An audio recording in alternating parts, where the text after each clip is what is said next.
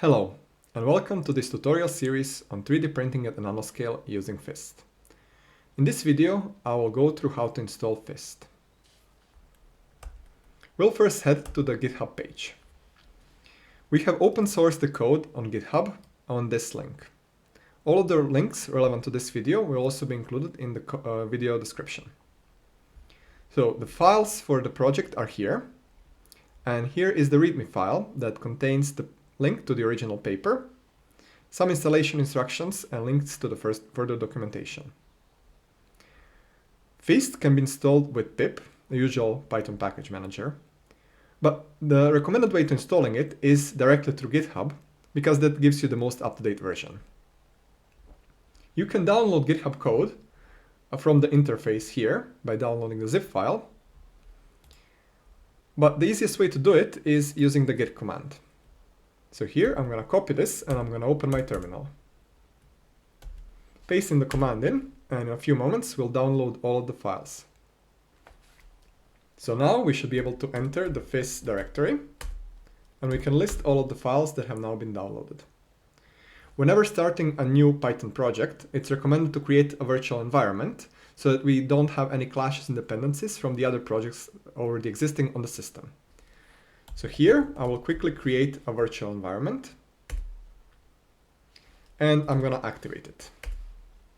So now if I do pip list, I should only see the 3 starting packages that come with any virtual environment. So now I will install f3ast with pip install -e and dot from the current directory. -e stands for in the editable mode, so any code that we edit will also be immediately available in the installation. While f3ast is installing, going back to GitHub, I would just like to point out that there is this additional documentation available at this link. Here you can go and see some additional instructions on how to install it, as well as some code snippets that you might find useful when starting to use f3ast.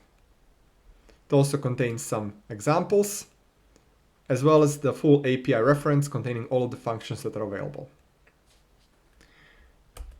Going back to the terminal, f3ast has now been installed. If we run now pip list, this is going to list a bunch of packages that have now been installed.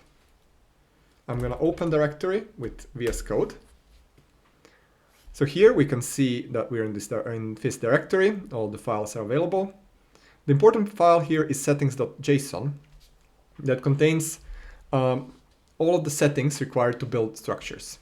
It has 3 sections. First one is structure, that contains settings such as pitch in nanometers that describes how far away the points are that the structure is going to be split into, here in nanometers. And fill, whether or not the software should try to fill in the structure or just do the outside of the structure. Stream builder has settings such as which define how to build a stream. These include addressable pixels on the screen. It includes screen width in nanometers that defines the current level of zoom. It also contains some dwell time settings, such as maximum dwell time in milliseconds, that defines what is the maximum time to dwell at one point. If it's required to dwell more, then it's going to be split into multiple separate dwells. For faster exporting, we also get rid of some of the very small dwell times that should make no difference to the actual structure. And scanning order defines in which order to scan the structure, either serpentine or serially. Finally, we have a model that defines how we're modeling the interaction of the electron beam with the solid. And the important parameter here is single pixel width, which defines how thick the smallest line segment that we can do is. Thank you for watching. I hope you found this useful, and I'll see you in the next video where we'll describe how to calibrate f3ast and then how to use this calibration to build 3D structures.